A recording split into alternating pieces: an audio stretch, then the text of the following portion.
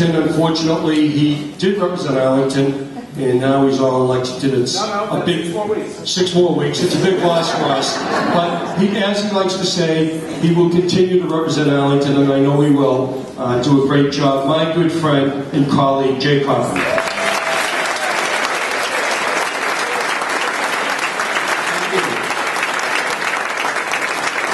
Thank you so much, Ken. It's a pleasure working with you at the State House, and it's a pleasure working with all of you on an issue as important as global warming.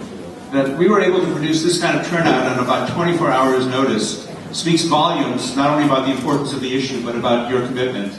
And we are all deeply moved by the fact that you are all here crowding in for this important discussion. Those of you who know me know that I'm heavily invested in rose-colored glasses. So the silver lining to Superstorm Sandy is maybe, just maybe, we're going to be able to get something done to finally turn around this issue.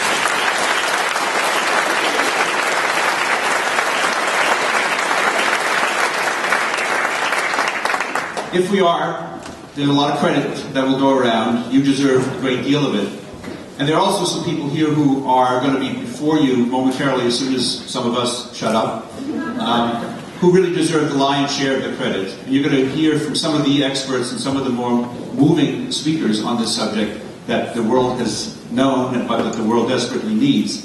Before I introduce them, let me just give you a chance to take a quick look at it and one place hear from some people whose names you're going to become increasingly familiar with. Dave Rogers, who used to work with the EPA on global warming issues.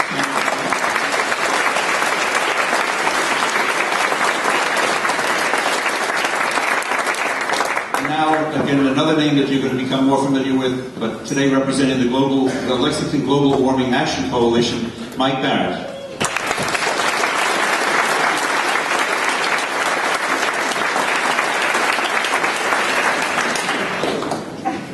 Good afternoon, good morning. I want to talk a little bit about an experience that many of you have been having as well over the last several months. I've been talking to a lot of people at their door. And when I began, my volunteers and I had expectations, and that was that jobs in the economy would be what these voters, Republican, Democrat, and Independent, would want to talk about most. And there's no question that economic concerns pop, that they compelled many conversations that we had. The surprise for us, what we learned, the aha moment, came in the issue that registered just behind jobs in our data by just a percentage point difference or so, and it was the environmental issue and climate change.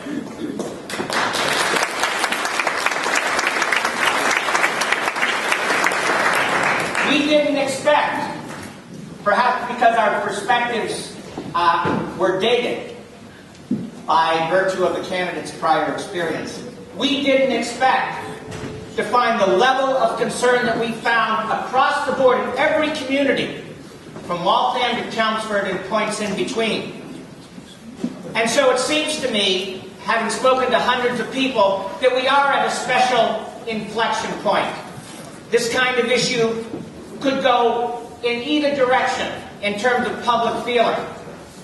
It could become, like I perceive gay rights having become, even in the more conservative neighborhoods in which I was walking, as an accepted fact that we must act on climate change just as we must protect the civil rights of people regardless of sexual orientation. I was gratified, compared to my reference points of a decade or so ago, when I once served in the legislature, I was gratified to find that respect for gay marriage had really taken hold across the board. But there's another direction that this issue could go in if we don't work hard and truly mobilize.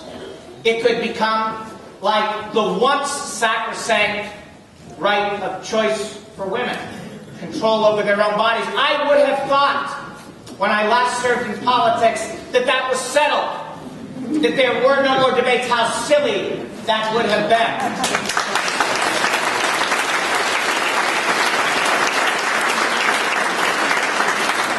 So what we face today is the question as to whether we can take environmental protection and climate change in the direction of a settled value that Americans hold dear regardless of political persuasion, and I hope that gay rights occupies that kind of position, or instead we could see questions reopened that we once thought were settled, which sadly enough seems to be the case with respect to choice.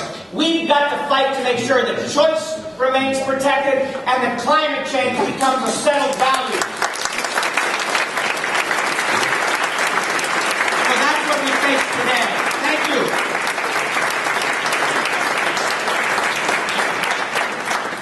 Another hero of the environmental movement, George Backrack, is standing here dressed as I am in a sweater. Some of us are relaxed. George is head of the Environmental League of Massachusetts.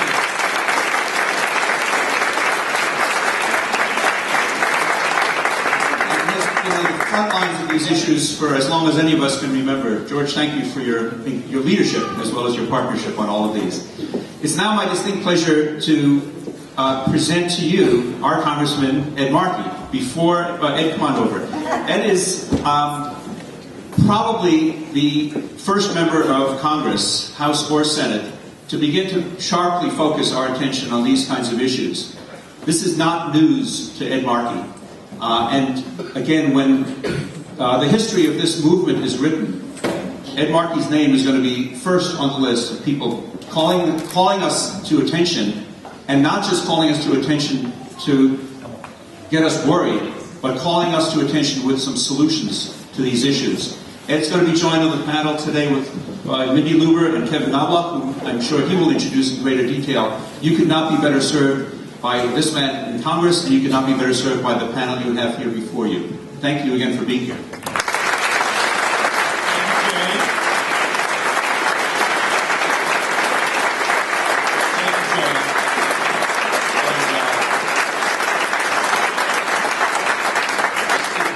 People who represent us and who understand this issue and know the urgency of it. And I thank Jay for all of your advocacy. And Kenny, thank you so much. You know, he's a former fireman, so he understands the need for prevention. They would rather not have a fire than have to go put out. And no one understands that better than firemen. Thank you so much. And to my old friend George Backrack, who is here as well, thank you. And to Mike Carrot, thank you for being here and adding your voice here. So, okay, glad to. So, you know, when I first took over as the chairman of the Energy Committee back in 1985 and 86, you know what? Time has to come under somebody's jurisdiction, and it came under the jurisdiction of the Energy Committee. And so what I've been able to do over the years is move daylight savings time from the end of April to the beginning of March, and to add one extra week right after Halloween. But I couldn't get it longer than that, even though I believe that the sunshine puts a smile on everyone's face. And so it expired last night at 2 a.m. and so everyone has an extra hour today. And we're going to spend it talking about climate change, okay? And no better time for us to be focused on. What we learned from this superstorm is that our nation needs a bold plan of protection and prevention against the worst consequences of climate change. And we need to put the solutions in place so that this devastation does not wreak its damage, not only in our own country, but around the planet. We are the leaders. As you all know, CO2 is cumulative. Some of the CO2 that went up into the sky when my grandparents were getting off the boat from Ireland in 1902 It's still up there. And what the Indians and the Chinese say is, you cannot preach temperance from a bar stool. You sent up all that red, white, and blue CO2. When you put a plan in place to stop it, you then can talk to us. And we received the warning from Hurricane Sandy this week. And there, but for the grace of God, goes the city of Boston, goes Eastern Massachusetts, Faneuil Hall, the public gardens, the Back Bay, all the way through the city of Boston and all of those surrounding communities. But for one small change in atmospheric pressure, that storm would have hit us. It just turned west a little bit early. It didn't come and hit us. So, you know, the Jewish religion has a phrase for it, tikkun olam, to heal the planet. The planet is running a fever. There are no emergency rooms for planets. So we have to put in place the preventative measures in order to ensure that we do no more harm to this planet. So Paul Revere, he rode right down Mass Ave, right past Arlington Town Hall in 1775, warning, one up by two, one up by land, two up by sea. And two went up. Two lights went up. The attack was coming from the sea. And they were going to land and come down Mass Ave, through Arlington, through Lexington. Well, we received another warning this week. Another assault from the sea. And in the same way that those Minutemen responded back in 1775, so too now must we. And we must put in place those kinds of protections. And why? One, the oceans are much hotter. We are now seeing record temperatures out in the Atlantic Ocean off of the coast of the northeastern part of our country. And those warmer waters, those hotter waters, help to supercharge a storm. But two, hotter waters also lead to higher seas because heat expands the ocean.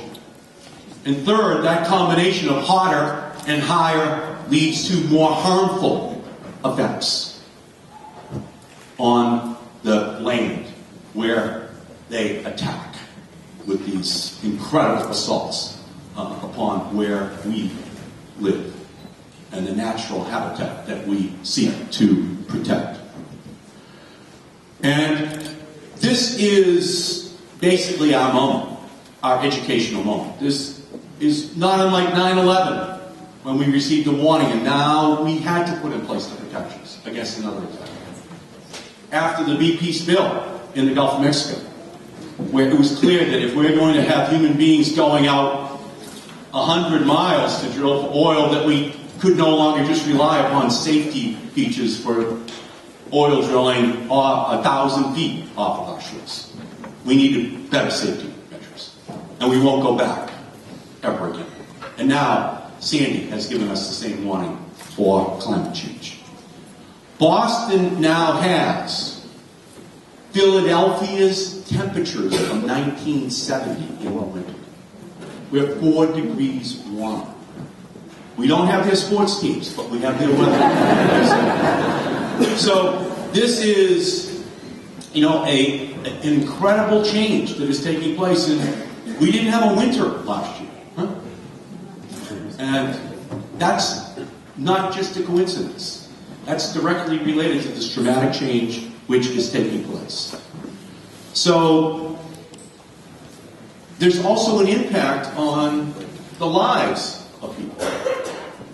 There's a lot of commentators that say, well, we can't afford to make an investment in wind or solar or all-electric vehicles or battery technologies. Just too expensive. Well, there's an extreme weather tax as well. This one storm is going to cost $50 billion. That would be the wind tax credit for 11 years. in the United States of America? Huh? Which is a better investment?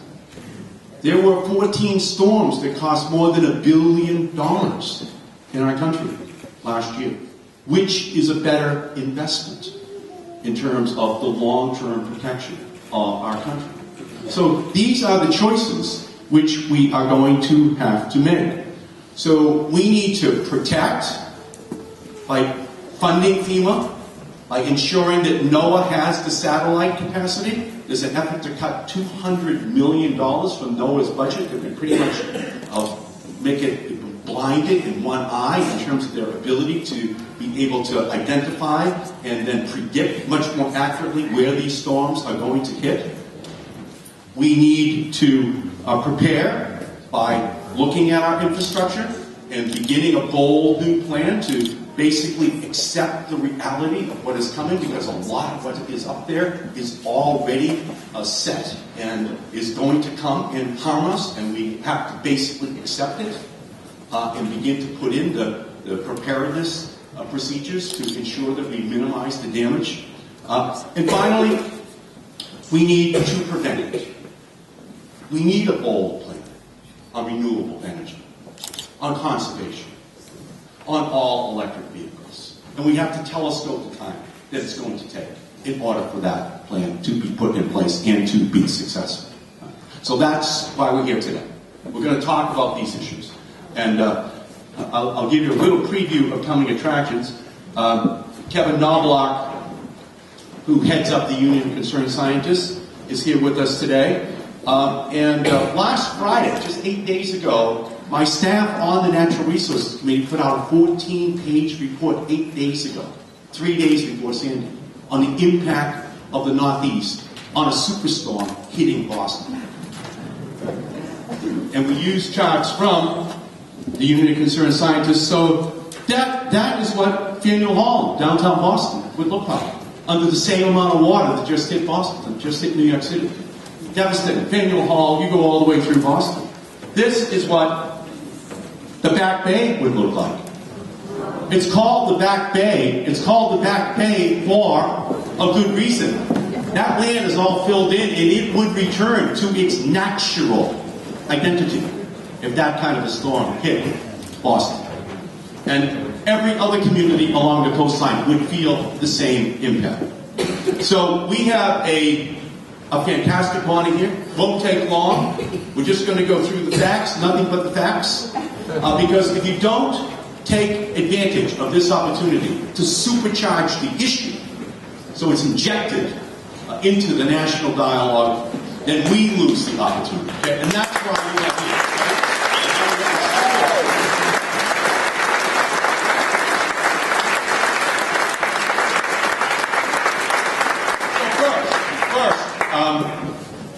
Kevin Knobloch, the president of the Union of Concerned Scientists. Kevin lives right down the block here in Arlington.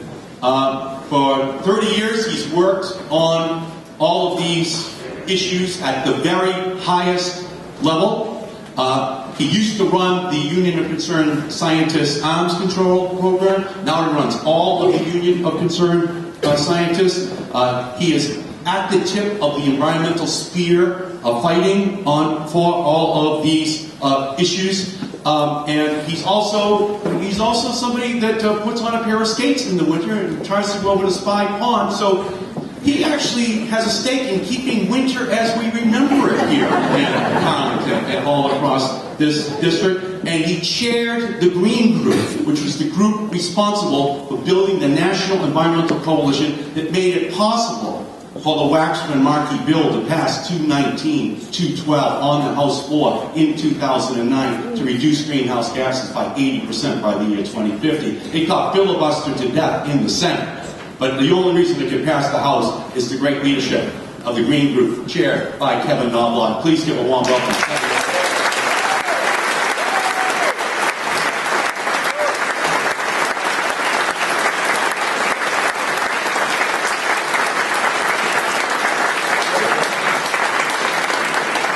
Thank you so much. Who other than Ed Markey could call an emergency meeting with 24 hours advance notice for a Sunday morning and fill the hall?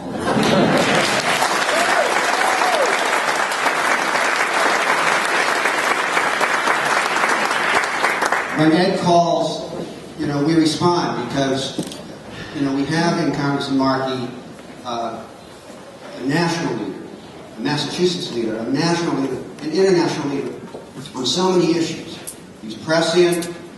He reads the tea leaves and the trends exceedingly well.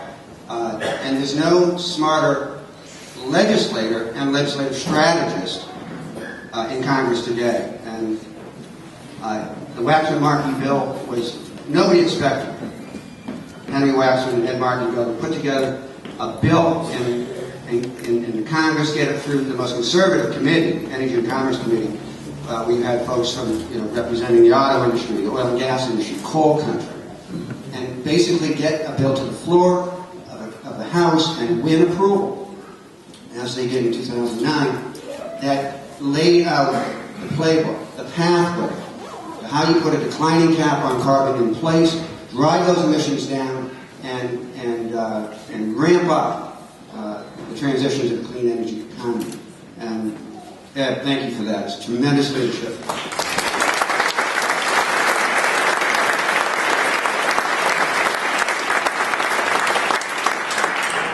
Boy, if you look around this room, there is so much skillful and passionate leadership in this room, and skillful and passionate activists and activism in this room. It warms my heart, and I know we're going to get this job done because of you and people like you across this country. There are now millions of Americans across this country who understand the problem of climate change, who understand that the solutions are at hand, and know that the missing piece is to build overwhelming political demand on both sides of the aisle, both sides of the ideological line for action. And that's where we are faced today. Ed talked about the American Revolution. I wanted to mention the Great Boston Fire of 1872, which you may have remembered devastated downtown Boston, devastated what is now the financial district, and just leveled 65 acres, $7 billion in damage in today's money. And as happens in these crises, the city of Boston rebuilt. But it didn't just rebuild, it reformed. So following that fire came the first widening of the water pipes, and more hydrants were put in place. The natural gas shut-off valves were invented and put in place, which was part of what fueled the fire. They rebuilt the buildings with roofs of stone and brick that wouldn't burn. They professionalized the fire department. They put the first building inspector in place. They fire alarms used to require a key box with a policeman had to basically unlock to send the alarm. They put modern fire alarms in place that anybody could pull, and they painted them red. Hurricane Sandy is our great fire, great Boston fire. That we need to read that, as Ed said, as a call to action and a call to reform. And we have to step forward in a way that we frankly have not fully yet. Now, climate scientists often are reluctant to connect any single weather event to climate change.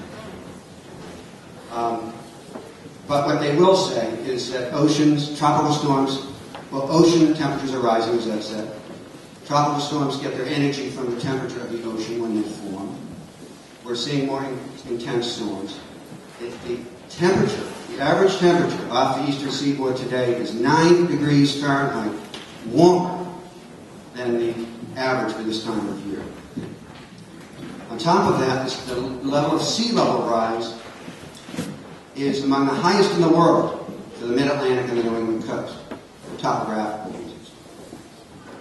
And then, so you have these climate change-related changes that were coming into play, and then you have what you always have in the natural world, which is natural variability.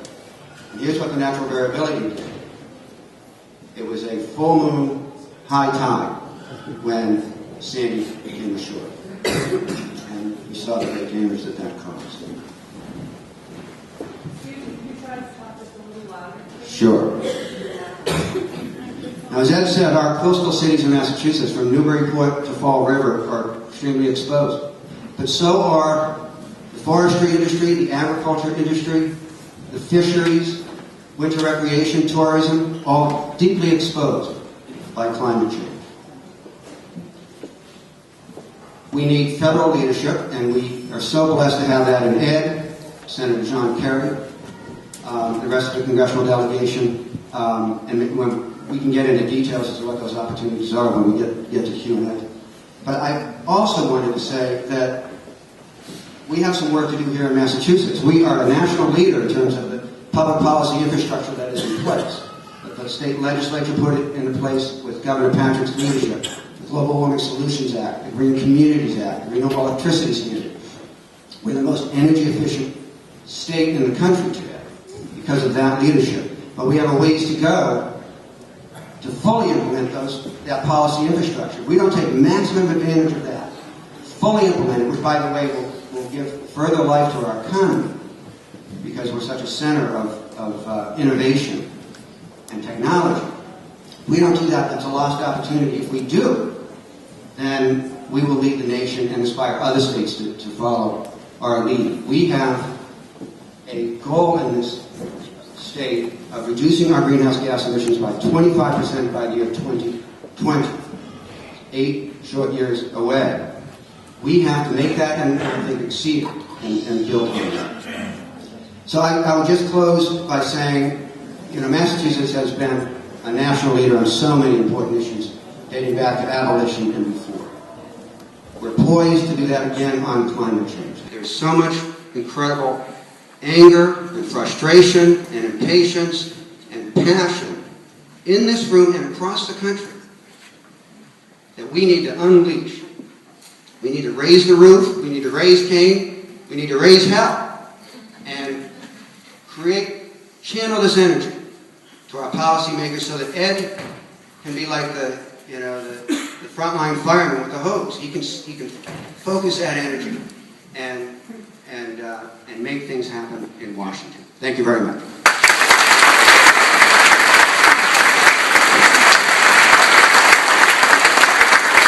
Thank you, Kevin, so much.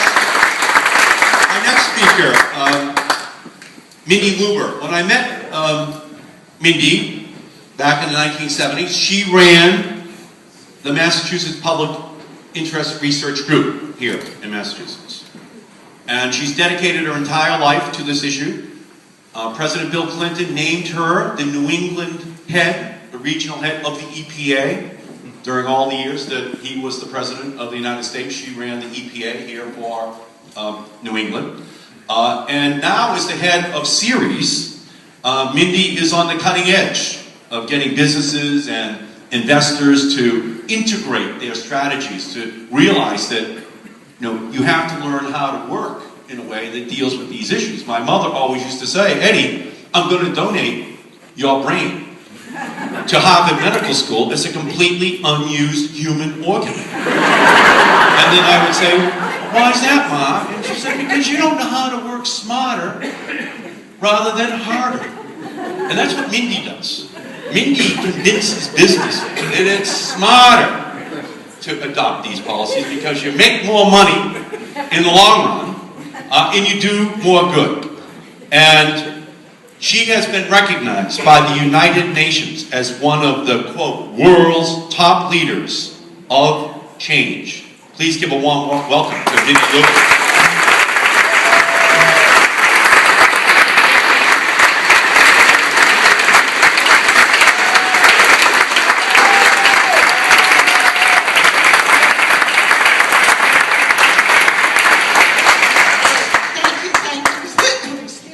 Loud enough. For those who couldn't hear, we'll give it our best shot. I think we should start, Kevin said it, but Ed talked about Paul Revere. Ed Markey is our Paul Revere. 25 years ago, Ed Markey was talking about climate change.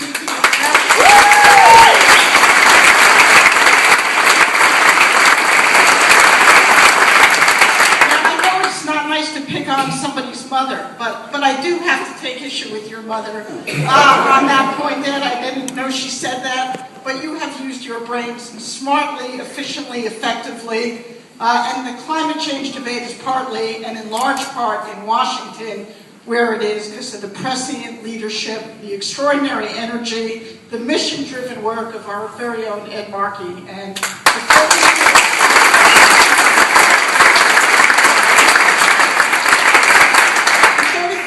I've watched him, partnered with him, said he is the leader on these issues, and there should be 25 others like him, but he still is out there as the leader on these issues. The issue that we're talking about today, climate change, is nothing short of the greatest existential threat that we all face. I want to talk about how we start attacking the problem and how we start dealing with it. Of course, much of it is politics, but this issue somehow has been ghettoized as something tree huggers care about, environmentalists care about, and we can make it a partisan issue. Now, for all of us in the room, somehow thinking about the future of our planet and whether or not there'll be a world for our children, or what we saw and how the Clean Air Act and the Clean Water Act are being turned into partisan battles, as if only liberals or people in Arlington should want clean air for their families and clean water. It is insanity. It is nothing short of insanity to think about.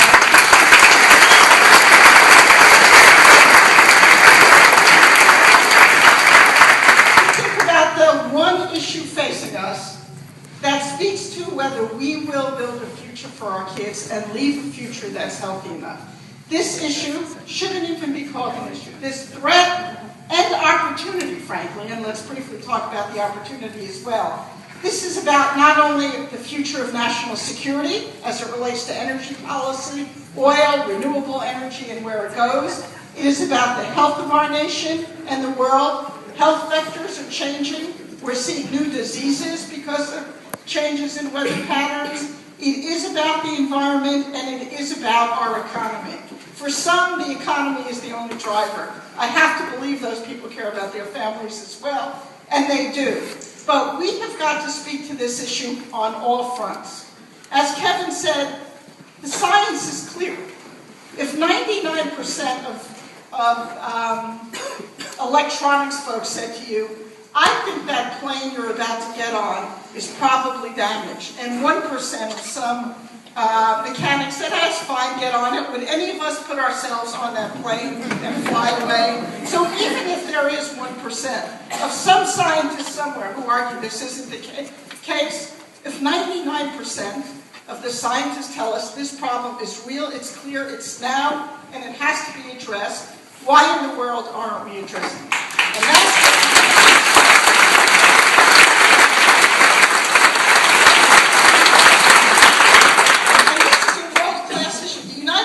frankly, for anyone who travels around the world, and I'm sure many of you do, we used to be held in the highest esteem. People are looking at us like we have taken the loss of our senses. They want to know why we are ignoring this issue and somehow think it is something that could be put off until 10 years, 15 years, or 20 years. So we've got to come together. We've got to show that this is not a partisan issue. We have to find a way to build a bigger tent. We have got to get more R's to follow the lead of this particular D. We have got to get this out of a blue state, red state, East Coast, West Coast. We are seeing things like Hurricane Sandy be the demise of our economy. Look at things even short of Hurricane Sandy. Last year, the property and casualty sector of the insurance industry paid out $32 billion in claims that they hadn't otherwise paid out, all for storm-related damage attributable to climate change pushing those storms. Now, those storms were more severe, more catastrophic. People's lives were lost. That was pre-Hurricane Sandy. Imagine what the numbers look like. Or look at the drought. It used to be that people could dismiss this issue as, well, we just need to worry about those big houses on the waterfront. Well, what did it mean that we had a drought across the middle of our country this year? Drought and changes in weather fostered by climate change. What did it mean? It meant loss of billions and billions of dollars in the agricultural industry. People lost their farms, they lost their homes. For big companies like the Gap, the drought in Texas meant the cotton crop was killed. We have seen billions of dollars of loss. If it takes talking about the economics as well as about humanity, let's talk about the economics. We have got to move this issue into a place where everybody understands it is our moral future, it is our children's future, it is the economy, stupid, as they said in the Clinton campaign. It is these things that we have all got to come around, and I think that is the mission and the challenge for all of us. How do we build the tent bigger? How do we make sure, whether it's power or punishment or legitimate arguments or just reading the newspapers and seeing the videos of Hurricane Sandy and what that meant, to know it is time to start now, to take this out of the political debate. I mean, Ed talked about the wind energy tax credit. We've got an issue in Congress that it should be as nonpartisan as apple pie. Do we extend the wind energy tax credit so the wind energy industry can thrive, survive, create new energy options, and create jobs? And what's happening? Ed and some of his fellow congressmen are fighting for their lives because people think somehow this is a silly issue. It is an issue about our jobs, our future. It is time to move this into the mainstream. And each and every one of you are part of the debate, a part of taking the message out to the fact that this isn't a limited environmental issue. This is an issue for all of our time, and I'm convinced with all of you, we can change that debate, and we will be back in Congress. If not 2 years from now, 3 or 4 years from now, with a deeper, stronger, broader army of national security experts, of environmentalists, of key corporate leaders and financial leaders and insurance leaders standing behind Ed Markey, saying we need to put a price on carbon because it costs society money. It should not be priced free. When something's free, you get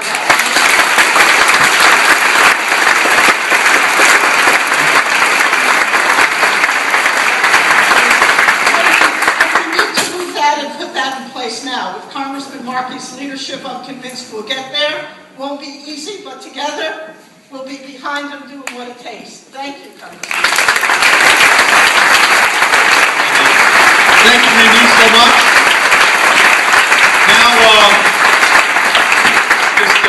State Senator Will Brownsberger is here. Will, are you here? Can you raise your hand over here?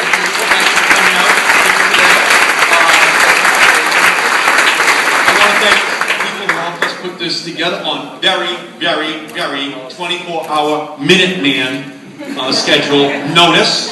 But we are the district where the revolution stopped. So I have enormous confidence in 24 hours notice. This is all that was needed. Jim Shaw, we thank you, Jim.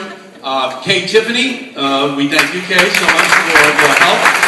And from the United Universalist Church of Arlington, the Reverend Martha Flanagan. Thank you so much, Martha.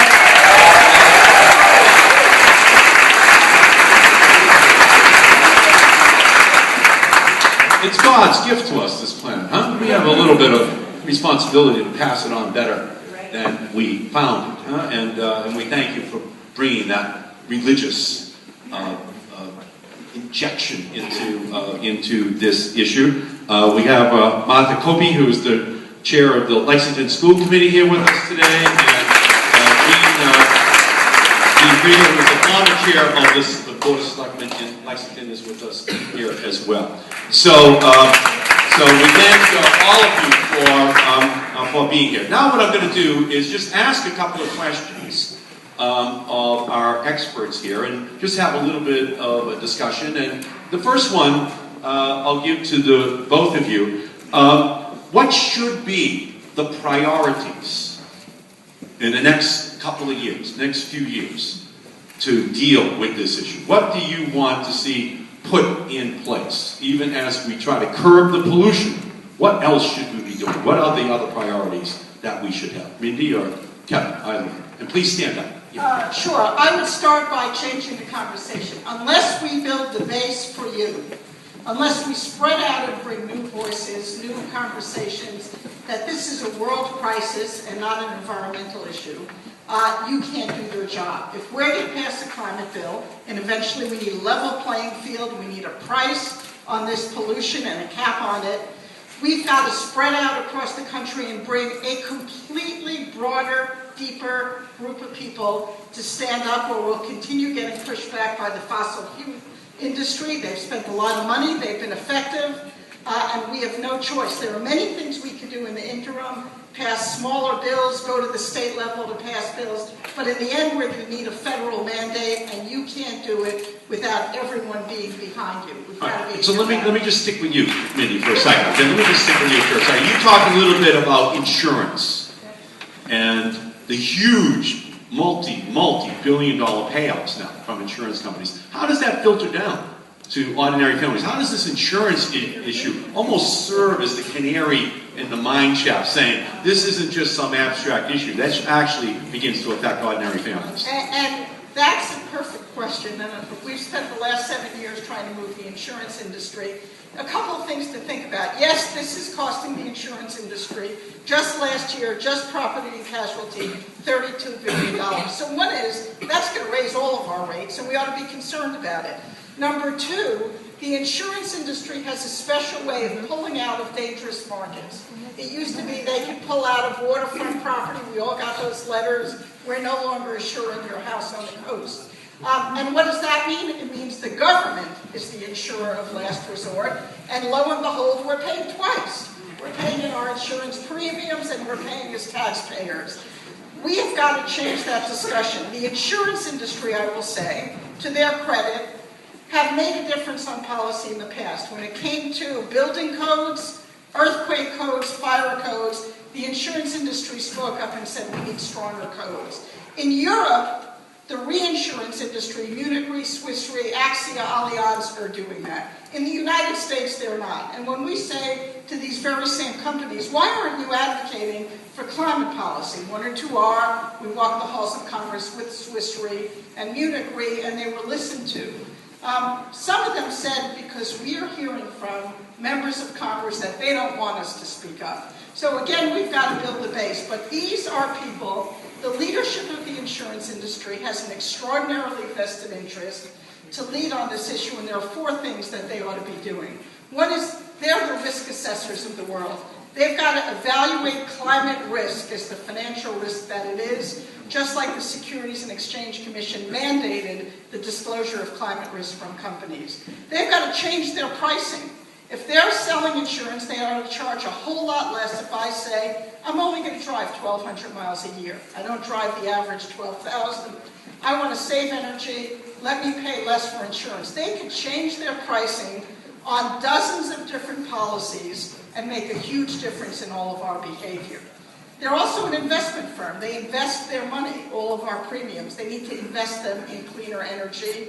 And fourth, they need to support policy. They have in the past, and they need to be supporting you as well, Congressman. Okay, thank you, Mindy, very much. Now, every year, 2001, 3, 5, I kept making an amendment on the House floor to increase the fuel economy standards of the vehicles which we drive. It had not been increased since 1975. So by the time we reached 2007, it was only 25 miles per gallon. And it was always fought by the oil industry and the auto industry.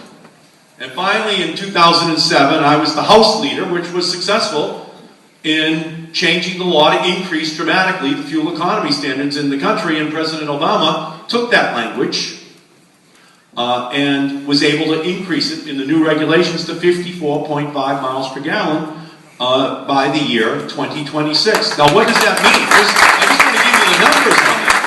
What does that mean? That backs out all of the oil that we import from the Persian Gulf, so that we don't have to export young men and women in order to protect the oil we're importing from the Persian Gulf. And that's a good thing.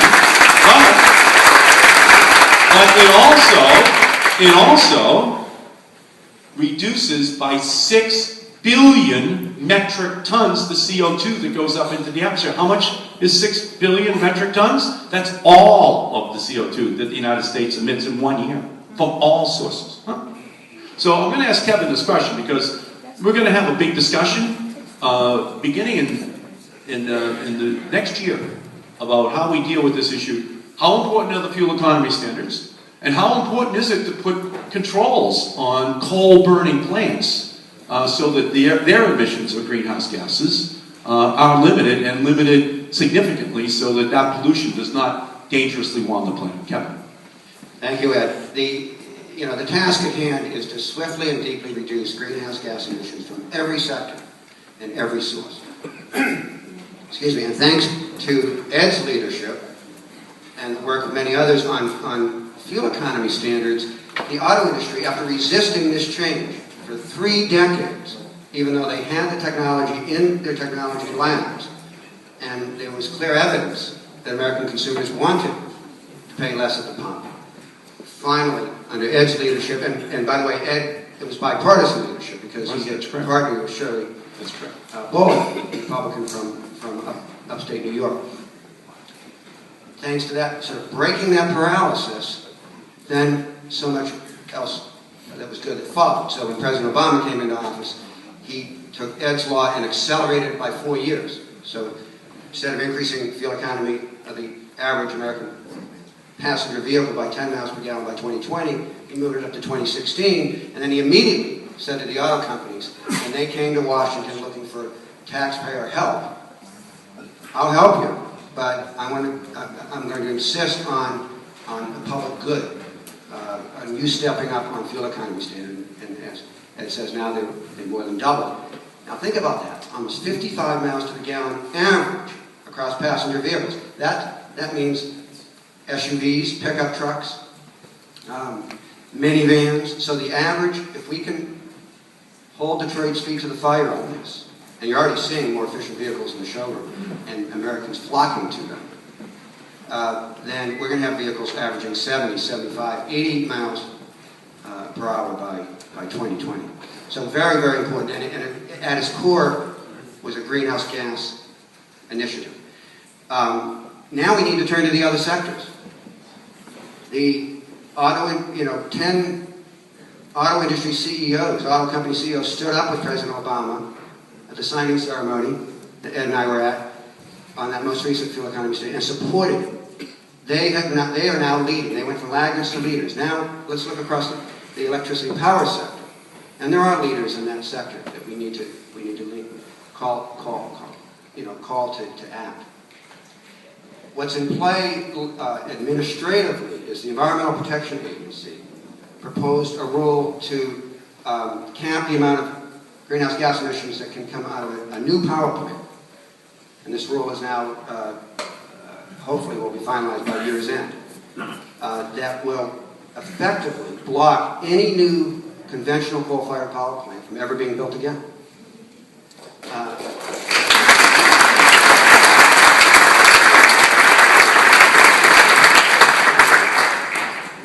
So when Ed goes back to Washington, we get through this presidential election, President Obama in his second term, one of the first tasks will be to write a new rule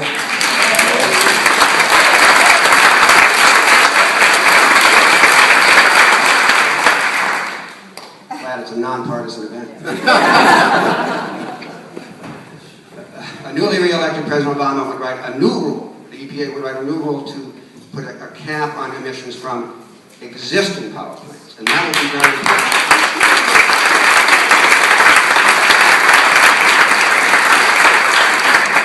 And we knew that we had to show overwhelming support for the rule for new sources in order to set up, to build confidence for this administration to follow through in a strong way on that new rule. And so our communities together produced 3 million comments, positive comments, supportive comments to the Environmental Protection Agency for that rule for new sources, more than has ever been filed on any proposed rule out of EPA. It was a powerful flexing of our muscle, and that's what we need to do as soon as we get into the new year. We need to create a loud, enormous, forceful, powerful demand for that follow-on rule for existing power plants.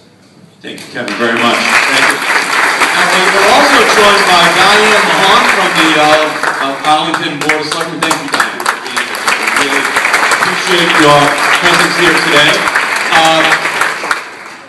We're going to be able to take a couple of questions. I promised everyone this would just be be a 1 hour thing, the extra hour that we got today, okay?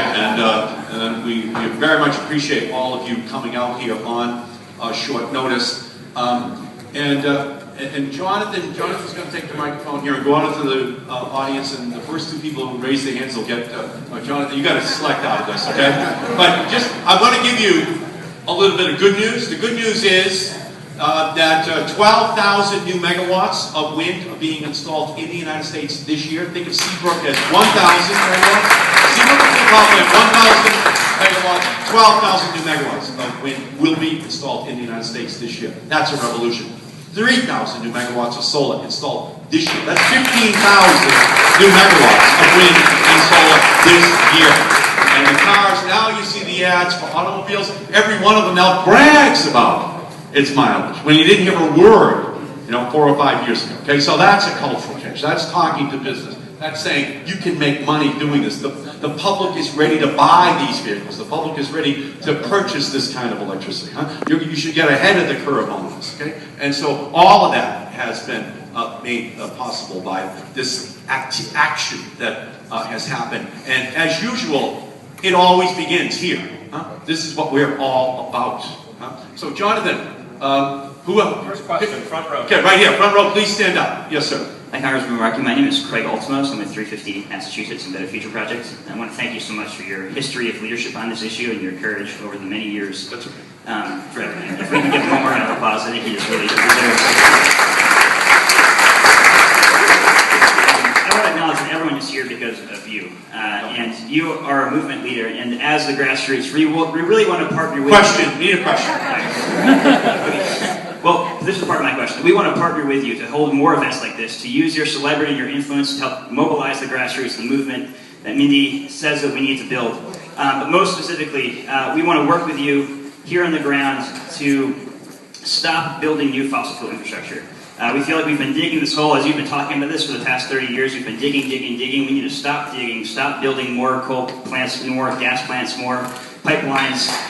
We have three proposed natural gas plants in Massachusetts. There's a pipeline that they want to propose to bring more frack gas over from New York and Pennsylvania. And we would love to stand with you in opposition to those plants and those pipelines to say Massachusetts is going to have only solar, only renewables, only wind.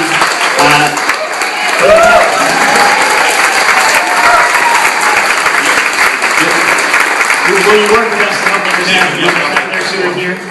Of course. Now, let me just say this, okay? Good news. Good news. Over the last 5 years, the total amount of electricity generated by coal in the United States in 5 years has dropped from 51% of all electricity to 35% of all electricity. 5 years. 5 years. This investment in renewables, this investment actually in natural gas, there are some environmental issues with natural gas, but it's half of the greenhouse gases of coal. So this revolution is making it possible for us now to believe that we can do this, that we can make these changes. But we have to stay on this issue. Jonathan, anyone else? Yes. Right here. Right here. Yes, sir. My name is Hyman Hartman. I'm a research scientist at MIT. Can you speak up a little bit more? My name is Hyman Hartman, and I'm a research scientist at MIT. I have a political question for you. Given that the Waxman-Markey bill was stopped in the Senate, therefore the following scenario is now coming on the screen. If Kerry becomes Secretary of State, if Kerry becomes Secretary of State, that'll give Scott Brown a second bite at the apple. Who do you propose would deal with Scott Brown if he gets a second bite at the apple? You know what, Professor? Today is about science and not political science, okay? So what we're going to do here is just keep it on science, and Jonathan's going to recognize one woman back there. One woman. Good. Hello. Please. Thank you so much. I have one question for you. Okay. Thank you for being here today. Thank you. What are our call to action from all these people being here today? What's the one thing we should do when we leave? Thank you.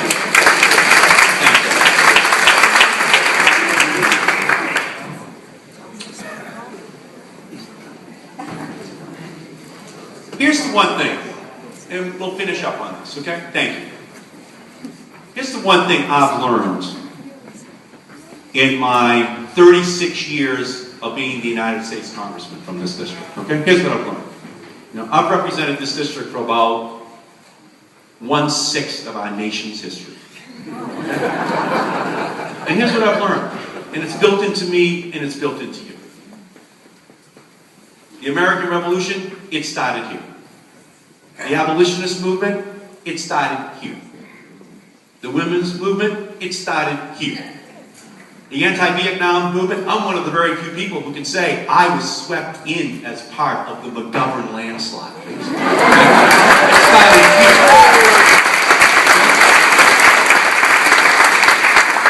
You can be right, but too soon, huh?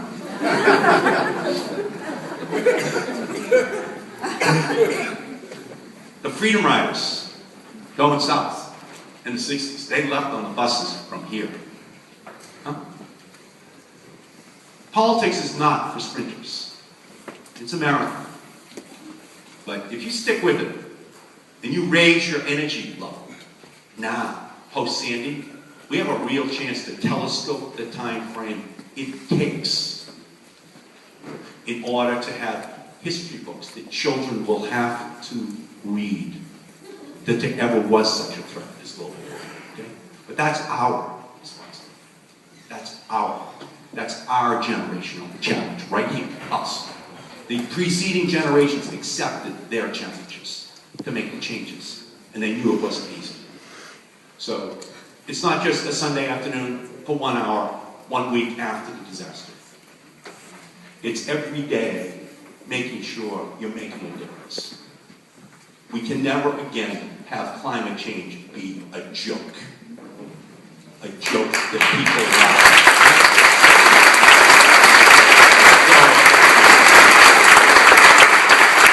So that's what I would say to you. In every day, in every way that all of you, and by the way, the people in this room are in the most fortunate 1/2 of 1/2 of 1/2 of 1% of all the people who have ever lived on the history of the planet. And the most well-educated, and the most influential as a result. Okay? So you have outsized influence in order to affect this change. And so, I guess what I would say to you is, in your own way, each one of you can do something, and do a lot more than what you've been doing. A lot more. I have to do it. All of us have to do it. This could, unchanged, lead to events that are so horrific that they would almost dwarf other things that have ever happened in history, with the exception of the Holocaust and a few other events. So let's lead from Boston. Let's lead from Arlington, from Lexington, from the birth of the revolution. Let's create this new American Revolution, coming out of Massachusetts. And I thank all of you for coming on such short notice. And please, once again, a warm round of thanks for Mindy and the